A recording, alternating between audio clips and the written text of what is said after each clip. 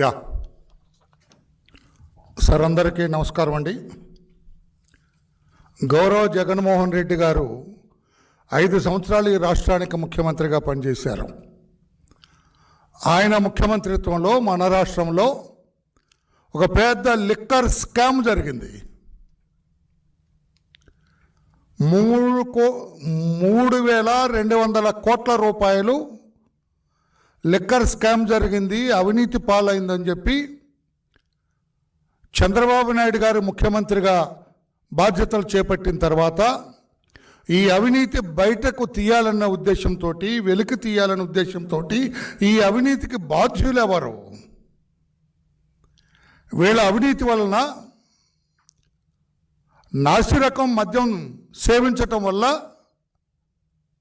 వేలాది మంది చనిపోయినారు,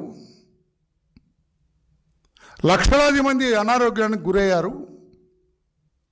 దానంతటికీ కారణం ఆ ప్రభుత్వంలో జరిగిన అవినీతి కారణం అని చెప్పి సిట్ వేశారు ఆయన. సిట్ దర్యాప్తు జరుగుతూ ఉంటే, సిట్ ఒక్కొక్కరిని అరెస్టు చేస్తూ ఉంటే, సిట్ దర్యాప్తు జరిగే తీరు చూచిన తర్వాత వైకాపాలో ఆనాడు అధికారంలో ఉన్న పెద్ద పెద్ద తలలన్నీ కూడా భుజాలు తడుముకుంటున్నాయి. గుమ్మడికాయలు దొంగ ఎవరంటే భుజాలు తడుముకున్నాడంట. అంటే గుమ్మడికాయ మట్టి నాకేమన్నా అంటిందని చెప్పి చూసుకుంటా, అంటే వాడే దొంగతనం చేసింది. ఆ రకంగా పెద్దలందరూ కూడా భుజాలు తడుముకుంటున్నారు, కంగారు పడుతున్నారు.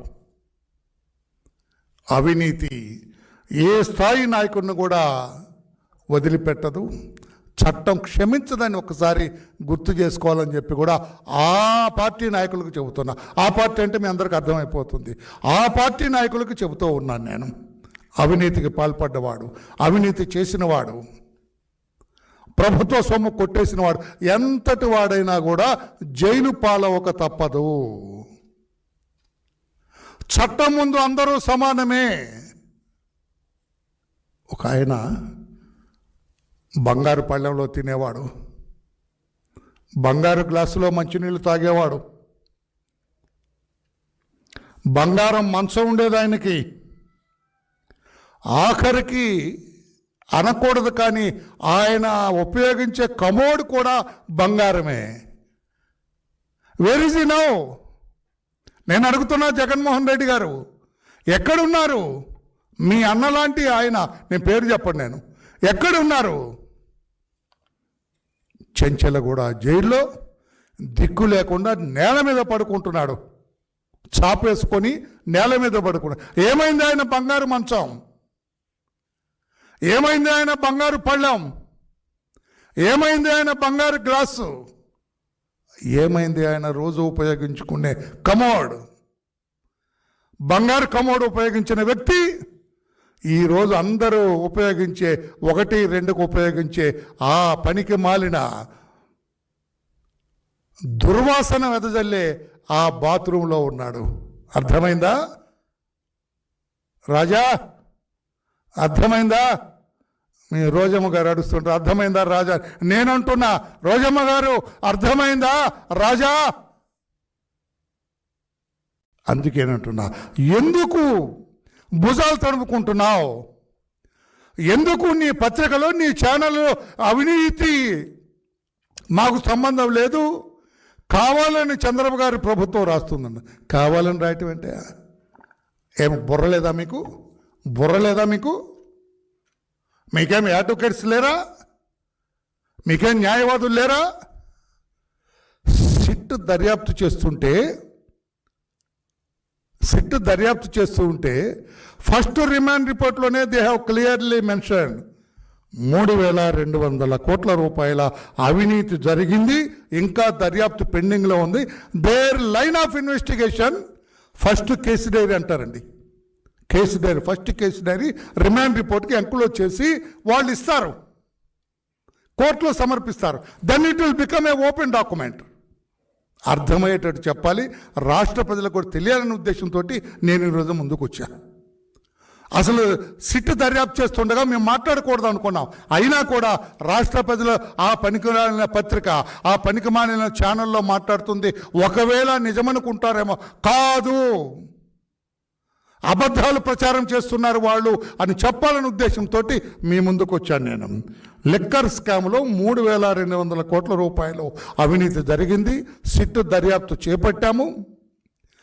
ఈ కసిరెడ్డి అని అతన్ని మేము అరెస్ట్ చేసాం, అంతా తానే అని వాళ్ళ కేసు డైరీలో మెన్షన్ చేయటం జరిగింది. కసిరెడ్డి నిర్దోషి అంటుంది జగన్మోహన్ రెడ్డి గారి వాయిస్. ఏవండి పాత్రికేయ సోదరులారు, మీరందరూ కూడా మీరందరూ నిష్ణాతులు. మీరు దుబాయ్ నుంచి మారు పేరుతో దొంగ పేరుతో వచ్చి ఇక్కడ దొరికాడు వాడు ఎక్కడ నిజాయితీ పడి అవుతారు సార్? కామన్ మామూలు ఇద్దరు మాట్లాడుకుందాం, సామాన్యులు ఇద్దరు రిక్షా వాళ్ళు మాట్లాడుకో.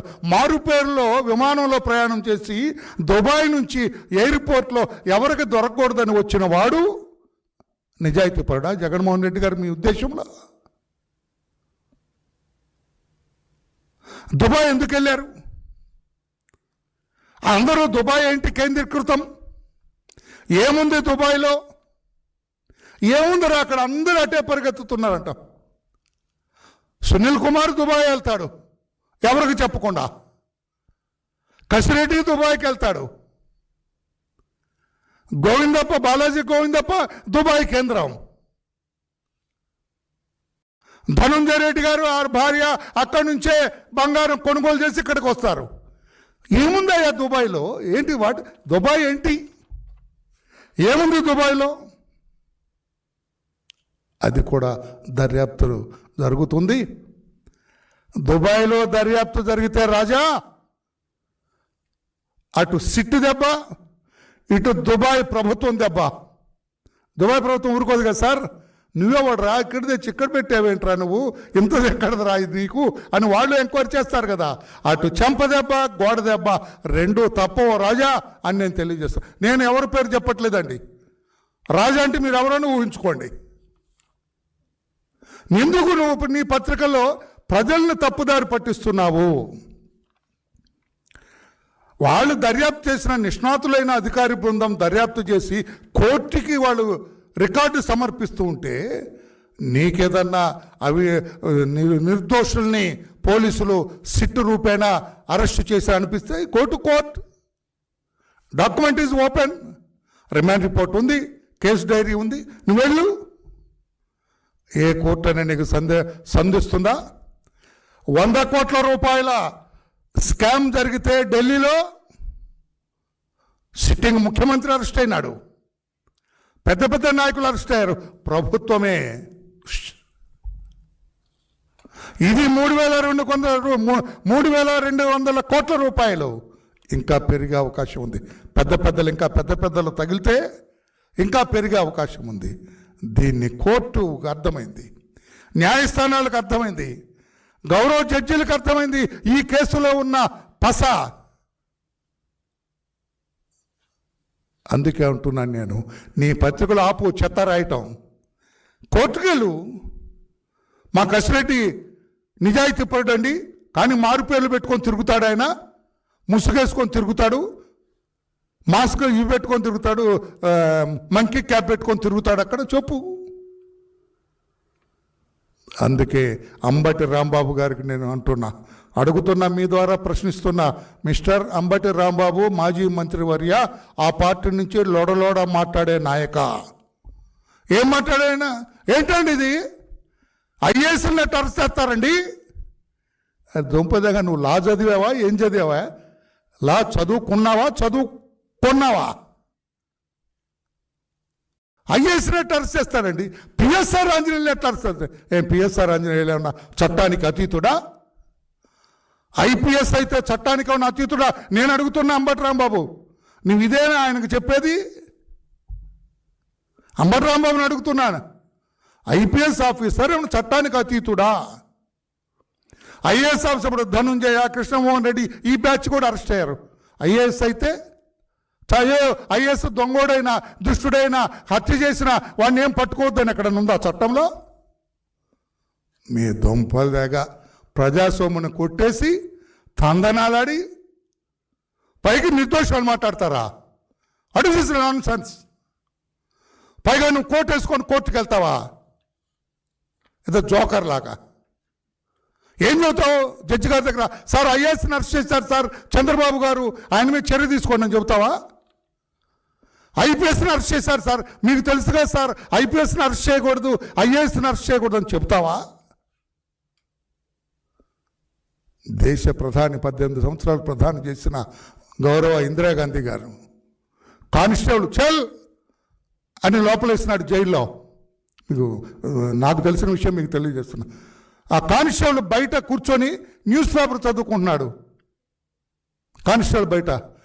జైల్లో ఉన్న ఇందిరాగాంధీ గారు, భయ్యా थोड़ा न्यूज़ पेपर देना, मैं देखते नहीं माँ, కోర్టు సే పర్మిషన్ లావు, కోర్టు నుంచి పర్మిషన్ తెచ్చుకుంటే ఈ న్యూస్ పేపర్ని గదిలోకి ఇస్తా అన్నాడు. అది చట్టం మిస్టర్ రాంబాబు. ఐఏఎస్ని అరెస్ట్ చేస్తే అట్లా, ఐపీఎస్ని అరెస్ట్ చేస్తే నీకు అర్థమైంది కదా రాంబాబు. ఇంకొక ఆయన ఉన్నాడు రాజమండ్రిలో, సకల శాస్త్ర